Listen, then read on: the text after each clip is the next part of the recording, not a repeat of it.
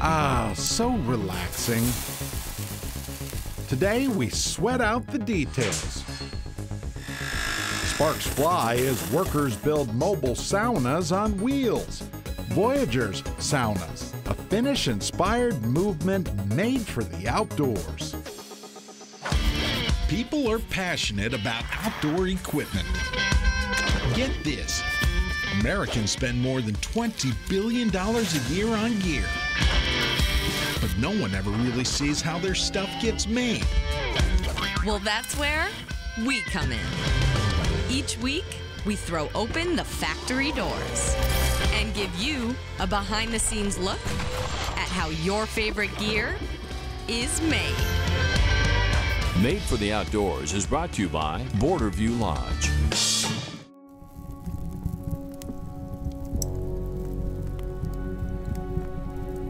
A cleanse of both body and spirit.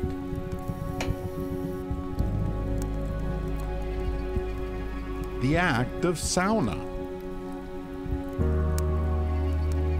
A Finnish health ritual darn near old as time itself.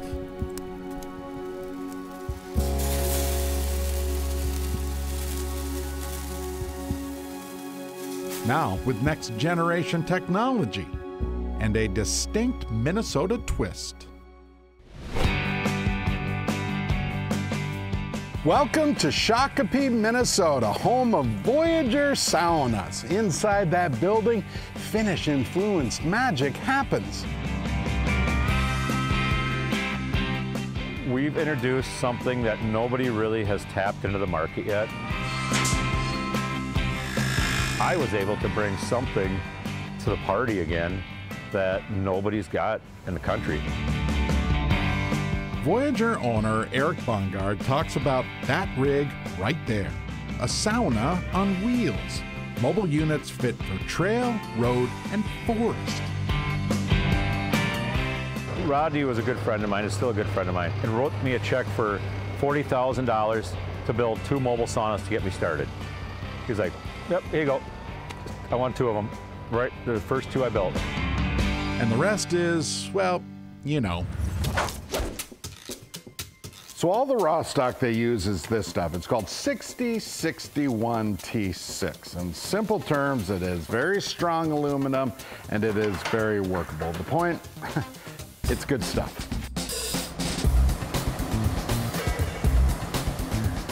And it arrives by the truckload, sometimes weekly. Gabriel Gonzalez Sr. cuts pieces to size to build the sauna frame.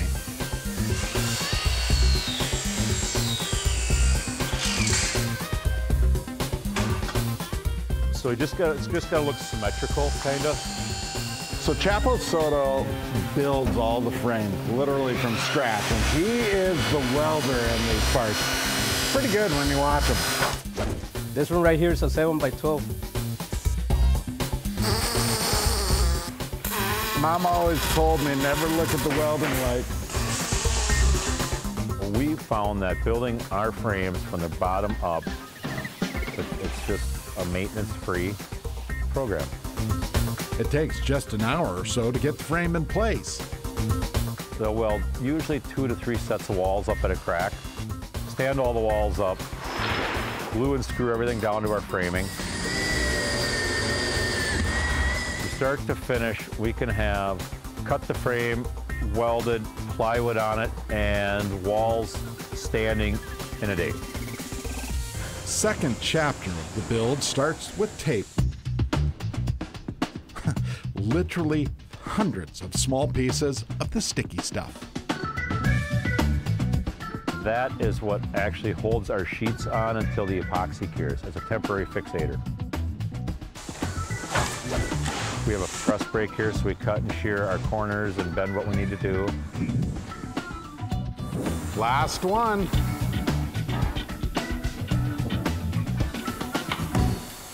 And it's done. Just kidding. Time for us to take a break. It's looking good. When we come back, the insulating foam will be installed, and I get a lesson in Finnish speak. Sauna bill. Not sauna. Made for the Outdoors is brought to you by Borderview Lodge, Ice Castle Fish Houses, Aquarius Home Services, Car Arms, and by Keystone Light. Keystone Light, always smooth. Celebrate responsibly.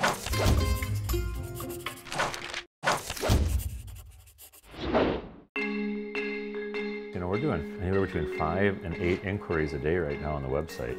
Eric Bongard loves and lives to sweat out his days. Oh yeah, I mean, it's just nonstop. I have saunas everywhere, so it's a great little sauna. It's Bluetooth, it's Wi-Fi, it's got speakers in it. Eric, the brains behind mobile Voyager Saunas. Saunas, you know. No, it's not sauna, it's sauna. Sauna. S-O-W-N-A, sauna. You'll get it eventually. That's how I use it. I love it. Can we just work? With the aluminum frame cut, welded, and covered, the crew adds spray foam and then gets cutting on the interior. Then they'll do the wiring, they'll rough it all in. You'll notice the wiring in here is very simple by design. It is a simple line running between the battery, the solar panel, just a couple of small lights, and a couple charging ports. Gabriel Gonzalez Jr. and Navor Gonzalez cover up the walls and ceiling with tongue and groove cedar. Then, this guy steps in. Tomato, they've been calling me that for a long time. Yeah, it's good. Seems like everyone around here has a nickname. Tomato Cuellar works on interior finishing. I'm working on the middle wall, a window, so people can see over to one side to the other. I'm gonna put a glass window so the heat can stay out from this side.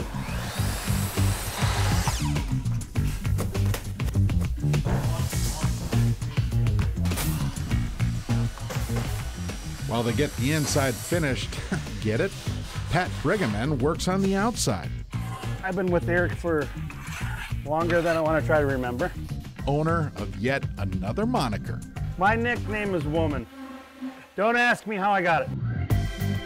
He welds together the components for the axle, wheels, and lift system. I'm gonna position it here so it goes down the road like it should, so it doesn't wander so much. It's gonna get a little bright on you. It's looking good. Pat also cuts and welds windows and door frames. Bright light, coming at you. What I'll try to do is make it so the frame doesn't get too springy. And then there you go.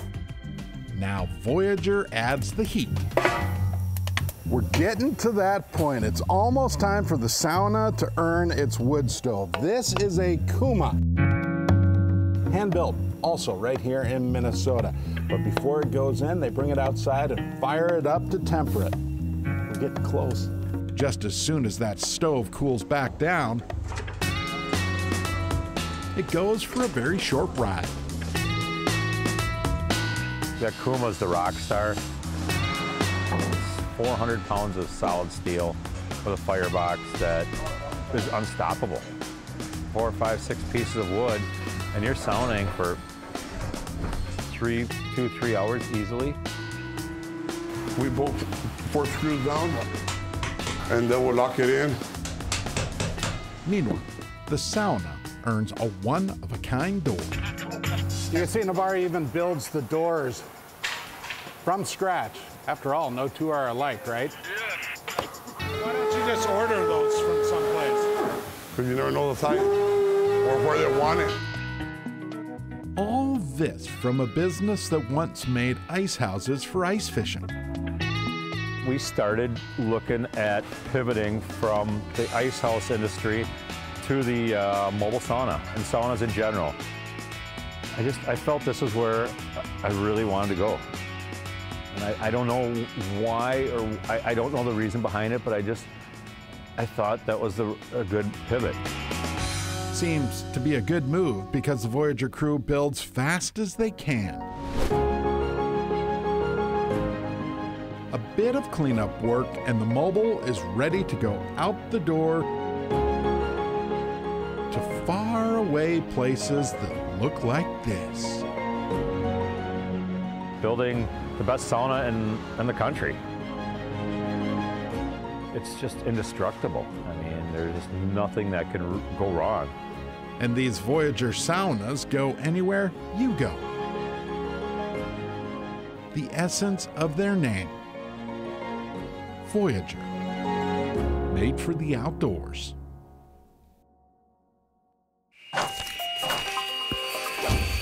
Coming up next, we head into the garage to see how one-log fires get made for the outdoors. Made for the Outdoors is brought to you by Spire Credit Union, Canvas Works, Polaris Industries, Warner's Dock,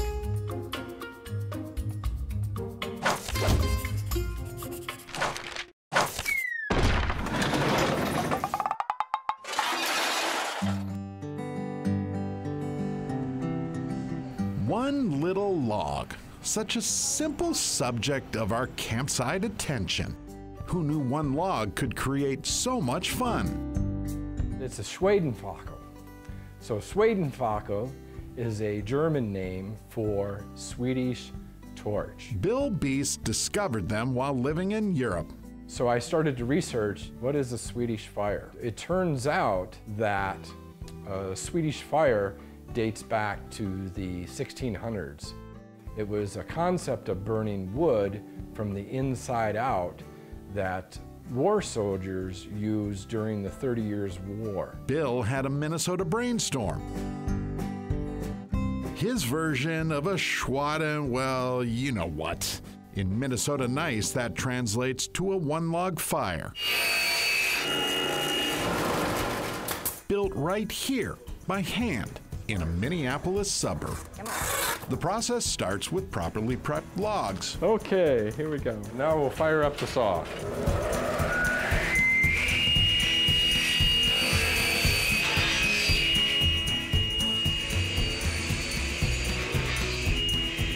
It's red pine from northern Minnesota. The logs are kiln dried and then shipped to Bill's workshop. It burns really well and slow. This is our original size log, and this is a 2-hour burning fire. And out of this 4-foot section, we would get 6 pieces. The next step, we take the logs and we sand them. We clean the edge up, get rid of any imperfections, get rid of any burrs, and make a nice round edge. Lois Beast helps Bill build kits. Oh, geez. I don't know, Bill started in like 2009, so we've just kind of always been a little bit here and there, and now it's been more, and that's exciting, because I like doing it. Even though this sort of work can literally put you to sleep. It supposedly makes you sleepy, some people. We think that the pitch is making us drowsy. We refer to it as the pine eye. So after working in here for 6 hours, you're like, okay, yeah, I'm ready for a nap. Okay, so with the log cut and sanded, Bill now puts science to each piece. So what we do is drill 2 holes in the log, one horizontally and one down vertically. Inside the log, it creates an L-shaped chamber. What it's doing is drawing oxygen in and then exhausting out, kind of like a wood stove or a chimney effect. It's always drawing oxygen in the bottom hole. So after drilling, our next step is to start assembling the log. But not before they deal with all the shop mice. This is one of our processes to make our fire starters. It's a makeup of paraffin waxy sawdust. We get a bucket full, and then our next process is to take them up. It kind of reminds me of a little mouse. Now Lois and quick hands take over. I'm gonna staple on your rope handle, flip it over, do the same thing on the other side. Hopefully it's directly across. Pick up your fire starter and you wanna put it in the hole. and place the label over the fire starter to hold it in and make sure it's even. Voila! And even at the end of the day, when these two earn their break, Nothing like a clean shop, right? they won't take it. We work hard at cleaning up our messes. Clean it up again and make it look nice. While the rest of us enjoy the warmth of their labor. Oh, that's exciting. That other people are getting to see what they actually look like. It's kind of like grab and go because it's got a cute little handle. You're ready to go have a fire anywhere, anytime. Fire really brings people together.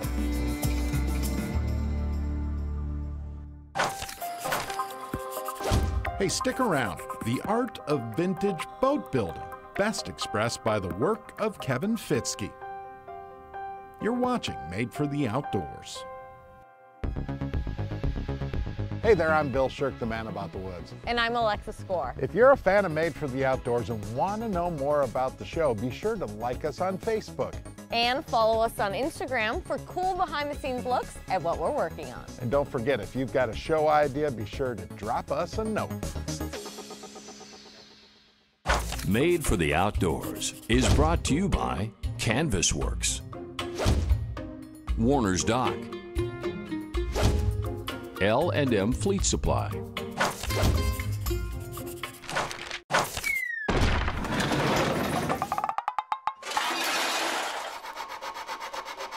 Be warned, if you ever enter this building, you might just get stung. Once you get bit by the boat bug, you're hooked. Kevin Fitzke got zapped long ago. The boat stuff was just always an interest of mine. I definitely eat, sleep, and breathe this stuff, you know. In a way above average wood shop, Kevin slowly takes months, years, even decades off of old boats, one small scrape at a time. Lots of old varnish here. His work really quite singular, all about sharing stories. It's been in Italy its whole life, so out on the salt water. In this case, the tale of an old wood boat well-traveled. This is a 1960 Riva, and the model name is Florida. It's got kind of a neat little sunbed that folds out in the back here. There's a 3-person bench seat up front. Being all an original woodwork on it, it obviously has seen its better days, so we're gonna redo all the decks and the sides and the bottom. That's what Kevin does. He restores some of the fanciest weathered boats around. We'll be getting the original upholstery from Riva to make sure it's done correctly and everything, so this will be as original looking as possible. A 9-month project, the work of Kevin's old soul. I love the history of wood boats, so I try to spend a lot of my time that I'm not in the shop building stuff, researching it. It's neat to be able to have the opportunities like this to kind of fix these old things up and make it so other people can enjoy it and see what they used to look like back, you know, from the factory or back in the day. Fact is, restoring old boats wasn't quite enough, so Kevin paddled up a new creek, you could say. You know, a lot of it is just kind of in awe. I would say most people would say it's way better in person just because you can see the character behind it. You can really see the grain of the wood, the glossiness of that varnish on there. That's where I would say my ultimate passion is the wooden boat building and restoration stuff. And the paddle boards are just a really fun excuse to keep doing that. A means to an end which culminates here on quiet water.